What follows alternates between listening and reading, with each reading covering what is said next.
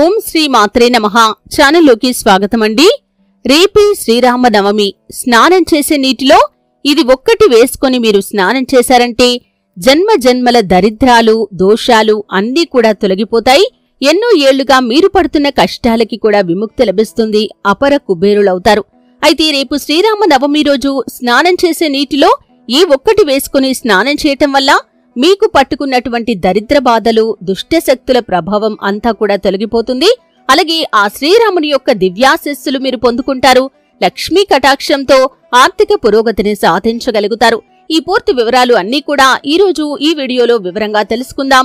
వీడియోలోకి వెళ్లే ముందు మా చిన్న రిక్వెస్ట్ ఏంటంటే, ఇంతకు ముందు కనుక మా ఛానల్ ని మీరు సబ్స్క్రైబ్ చేసుకోనట్లయితే సబ్స్క్రైబ్ చేసుకోండి. అలాగే పక్కనే ఉన్న గంట సింబల్ మీద ఆల్ అప్డేట్స్ ని క్లిక్ చేయండి. అప్పుడే మేము అప్లోడ్ చేసే ప్రతి వీడియోకి మీకు నోటిఫికేషన్ అనేది వస్తుంది. అయితే రేపు శ్రీరామనవమి. ఈ శ్రీరామనవమికి చాలా ప్రత్యేకత అనేది ఉంది. అంటే శ్రీరామనవమి పర్వదినం అనేది చాలా ప్రత్యేకతను కలిగి ఉంటుంది. అయితే ఈసారి వచ్చేటటువంటి ఈ శ్రీరామనవమి మరింత ప్రత్యేకతను సంతరించుకుందని చెప్పటంలో ఎటువంటి ఆశ్చర్యం కూడా లేదు. దానికి కారణం ఎన్నో వేల సంవత్సరాలుగా రామజన్మభూమిలో రాముడి మందిరాన్ని నిర్మించటం. ఆ కళ ఈ సమయంలో నెరవేరింది. అంటే ఈ సంవత్సరం 2024 జనవరి 22వ తేదీన రామ జన్మభూమి అయినటువంటి అయోధ్యలో బాలరాముని ప్రాణ ప్రతిష్ఠా కార్యక్రమం అంగరంగ వైభవంగా జరిగింది. ఈ ప్రాణ ప్రతిష్ఠ తర్వాత, అంటే బాలరాముడి ప్రాణ ప్రతిష్ఠ తర్వాత వచ్చినటువంటి మొదటి శ్రీరామనవమి ఇది. కాబట్టి ఈ యొక్క శ్రీరామనవమికి మరింత ప్రత్యేకత అనేది కనిపిస్తుంది. అయితే ఈ రోజు కనుక మీరు స్నానం చేసే నీటిలో ఈ ఒక్కటి వేసుకుని స్నానం చేయటం వల్ల జన్మ జన్మల దరిద్రాలు దుఃఖాలు అన్నీ కూడా తొలగిపోతాయి. మీరు చేపట్టిన ప్రతి పనిలో కూడా విజయకేతనం ఎగరవేస్తారని చెప్పటంలో ఎటువంటి అతిశయోక్తి కూడా లేదు. అయితే ఈ యొక్క శ్రీరామనవమి పర్వదినం రోజు మీరు స్నానం చేసే నీటిలో ఏం వేసుకుని స్నానం చేయాలో తెలుసుకునే ముందు శ్రీరామనవమి విశిష్టత గురించి కూడా మనం తెలుసుకుందాం. దశావతారాల్లో 7వ అవతారంగా రావణ సంహరణార్థమై శ్రీరాముడు వసంత ఋతువులో చైత్రశుద్ధ నవమి గురువారం నాడు పునర్వసు నక్షత్రపు కర్కాటక లగ్నంలో మధ్యాహ్నం 12 గంటలకు జన్మించారు. ప్రతి సంవత్సరం ఈ రోజునే మనం శ్రీరామ నవమిని పండగలా జరుపుకుంటాం. శ్రీరాముని జన్మదినమైన చైత్రశుద్ధ నవమి నాడు శ్రీరామ నవమిగా పూజలు జరుపుకుంటూ ఉంటాం. దేశవ్యాప్తంగా రాముడికి పూజలు జరుగుతాయి. శ్రీరామ నవమి రోజున వీధుల్లో పెద్ద పెద్ద తాటాకు పందిళ్లు వేసి సీతారాముల వారి యొక్క కళ్యాణం చేస్తారు. శ్రీరాముడికి అరటి పండ్లంటే చాలా ఇష్టం. కాబట్టి కొలిచేటప్పుడు అరటి పండ్లతో నివేదన చేస్తే కనుక ఆ శ్రీరాముడి యొక్క దివ్యాశీస్సులు మీకు ఖచ్చితంగా కలుగుతాయి. ఇళ్లలో కూడా యథాశక్తిగా రాముణ్ణి పూజించి వడపప్పు పానకం నైవేద్యం చేసి అందరికీ పంచిపెడతారు. అలాగే ఉత్సవాల్లో భాగంగా అన్నదానం కూడా చేస్తూ ఉంటారు. గ్రామాల్లో పేద ధనిక భేదాలు లేకుండా రాములవారి ప్రసాదంగా దాన్ని స్వీకరించటం ఆనవాయితీ. శ్రీరామ నవమి రోజున సీతారామ కళ్యాణం చేస్తే వారికి సకల శుభాలు చేకూరుతాయి, అష్టైశ్వర్యాలు కలుగుతాయి. అయోధ్య రాజైన దశరథుడు రాణి కౌసల్యలు జరిపిన పుత్ర కామేష్టియాగ ఫలితంగా కలిగిన సంతానం శ్రీరాముడు. దశావతారాల్లో శ్రీరామ అవతారం ఒకటి. శ్రీరాముడి జనన సమయంలో అప్పటికే రాక్షసుడైన రావణుడు భగవరాధకులను మునులను దేవతలను ముప్పు తిప్పలు పెడుతూ లోకాలని అల్లకల్లోలం చేస్తున్నాడు. రావణ సంహారం చేసి ధర్మాన్ని రక్షించాడు. మానవుడు ఎలా ఉండాలి, బంధాలను ఎలా గౌరవించాలి, ఎలా కాపాడుకోవాలి అని ఆచరించి చూపించాడు ఆ శ్రీరామచంద్రుడు. మనం శ్రీరామ నవమి పండగను భద్రాచలంలో ఏ రోజైతే చేస్తారో అదే రోజు అన్ని ప్రాంతాల వారు జరుపుకుంటూ ఉంటారు. అయితే రేపు శ్రీరామ నవమి ఉదయం 6 గంటలకు నిద్రలేచి మీరు అభ్యంగన స్నానం చేయాల్సి ఉంటుంది. ముఖ్యంగా అభ్యంగన స్నానం అంటే కనుక ఒంటికి నువ్వుల నూనె రాసుకుని తలంటు స్నానం చేసుకోవటం. ఈ విధంగా చేసే ముందు మీరు చేయాల్సినటువంటి మొదటి పని ఏమిటి అంటే కనుక ఇల్లంతా కూడా శుభ్రం చేసుకోండి. ముఖ్యంగా ఇంటి వాకిలి శుభ్రం చేసుకోండి. అందమైన రంగవల్లికలతో మీ యొక్క వాకిల్ని లేకపోతే గచ్చుకాని ఏదైతే ఉంటుందో దాన్ని అలంకరించుకోండి. ఈ విధంగా ఇల్లు శుభ్రం చేసుకున్న తర్వాత మీరు స్నానం చేసే సమయంలో ఒంటికి కొంచెం నువ్వుల నూనె రాసుకోండి. నువ్వుల నూనె రాసుకొని తల స్నానం చేయాల్సి ఉంటుంది. వీలైతే కనుక మీరు తలకి కుంకుడుకాయలు ఉపయోగిస్తే ఇంకా మంచిదండి. ఈ విధంగా మీరు కుంకుడుకాయలతో తలస్నానం చేస్తే అది మీకు ఎంతగానో మేలు చేస్తుంది. అలాగే ఈ శ్రీరామ నవమి పర్వదినం రోజు మీరు స్నానం చేసే నీటిలో మీ ఇంట్లో గంగాజలం కనుక ఉన్నట్లయితే 2 చుక్కల గంగాజలాన్ని వేసుకోండి. అంటే గంగాజలం అందరికీ అందుబాటులో ఉండదండి.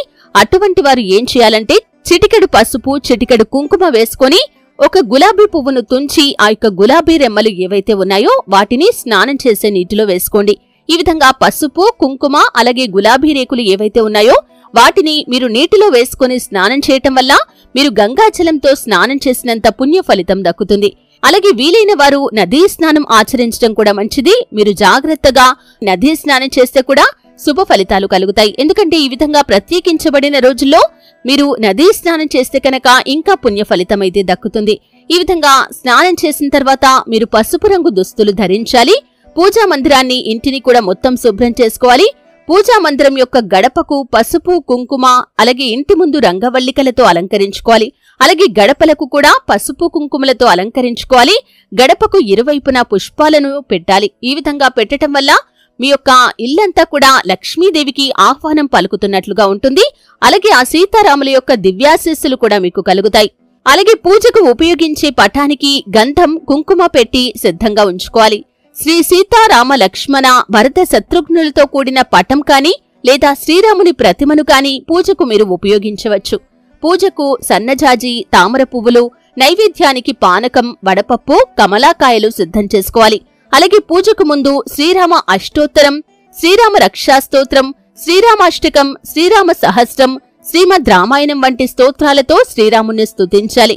ఇంకా శ్రీరామ పట్టాభిషేకం అనే అధ్యయనాన్ని పారాయణ చేయటం ద్వారా కూడా మీకు శుభ ఫలితాలు కలుగుతాయి. అలాగే ఈ రోజున శ్రీరాముడి దేవాలయాన్ని దర్శించుకోవటం కూడా మంచిది. అలాగే దేవాలయాల్లో పంచామృతంతో అభిషేకం, శ్రీరామ ధ్యాన శ్లోకాలు, శ్రీరామ అష్టోత్తర పూజ, సీతారామ కళ్యాణం వంటి పూజా కార్యక్రమాలు మీరు జరిపిస్తే కనుక అనుకున్న కార్యాలన్నీ కూడా దిగ్విజయంగా పూర్తి కావటంతో పాటు సకల సంపదలు కూడా మీకు చేకూరుతాయి. అలాగే ఈ రోజున శ్రీరామదేవుని కథా వ్రతాన్ని ఆచరించడం కూడా మంచిది. నవమి రోజున మధ్యాహ్నం 12 గంటలకు పూజ చేయాలి. పూజకు కంచు దీపం, 2 దీపాలు, 5 ఒత్తులు ఉపయోగించాలి. పూజ చేసేటప్పుడు తులసి మాలను ధరించడం చేయాలి. అలాగే పూజ పూర్తయిన తర్వాత అన్నదానం, శ్రీరామ రక్షాస్తోత్రం, శ్రీరామ నిత్య పూజ వంటి పుస్తకాలను తాంబూలంతో కలిపి ముత్తైదులకు ఇవ్వటం ద్వారా శుభ ఫలితాలు కలుగుతాయి.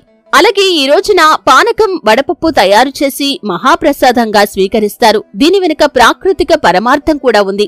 ఇది వేసవి కాలం కాబట్టి వీటిని ప్రసాద రూపంలో సేవించటం వల్ల మనుషుల యొక్క ఆరోగ్యం, ఆయుష్, అభివృద్ధి కలుగుతాయని కూడా ఆయుర్వేద నిపుణులు చెబుతున్నారు. మన ప్రసాదాలన్నీ కూడా సమయానుకూలంగా ఆరోగ్యాన్ని బట్టి నిర్ణయించినవే. వడపప్పు, పానకం కూడా అంతే. శరదృతువు, వసంత ఋతువులు యముడి కూర లాంటివని దేవీ భాగవతం చెబుతోంది. ఈ ఋతువులో వచ్చే గొంతు వ్యాధులకు పానకంలో ఉపయోగించే మిరియాలు, యాలకులు ఉపశమనాన్ని ప్రసాదిస్తాయని, ఔషధంలాగా పనిచేస్తాయని కూడా చెబుతూ ఉంటారు. అలాగే పానకం విష్ణువుకి ప్రీతిపాత్రమైంది. పెసరపప్పు శరీరంలోని ఉష్ణాన్ని తగ్గించి చలవ చేస్తుంది, జీర్ణశక్తిని వృద్ధి చేస్తుంది. దేహ కాంతికి, జ్ఞానానికి ప్రతీక. పెసరపప్పునే వడపప్పు అంటారు. అంటే మండుతున్న ఎండల్లో వడ కొట్టకుండా వేడి నుండి కాపాడుతుందని అర్థం. పెసరపప్పు బుధగ్రహానికి ప్రీతిపాత్రమైంది. పూర్వీకులకు పెసరపప్పు ఎంతో ప్రశస్తమైంది. కాబట్టి ఈ రోజున దీన్ని నైవేద్యంగా పెట్టి ప్రసాదంగా స్వీకరించడం ఆనవాయితీగా వస్తుంది. చూశారు కదండి, ముఖ్యంగా శ్రీరామ నవమి యొక్క విశిష్టత ఏంటో తెలుసుకున్నారు. ఆ రోజు ఏ పనులు చేయాలి, అలాగే ఏ విధంగా పూజ చేసుకోవాలో కూడా తెలుసుకున్నారు. ముఖ్యంగా స్నానం చేసే నీటిలో ఏ ఒక్కటి వేసుకుని స్నానం చేయటం వల్ల దరిద్ర బాధలు, దుఃఖాలు అన్ని కూడా పోయి మీరు అపర కుబేరులవుతారో కూడా తెలుసుకున్నారు. వీడియో నచ్చితే ఖచ్చితంగా లైక్ చేయండి. మరిన్ని మంచి వీడియోల కోసం ఇప్పుడే మా ఛానల్ని సబ్స్క్రైబ్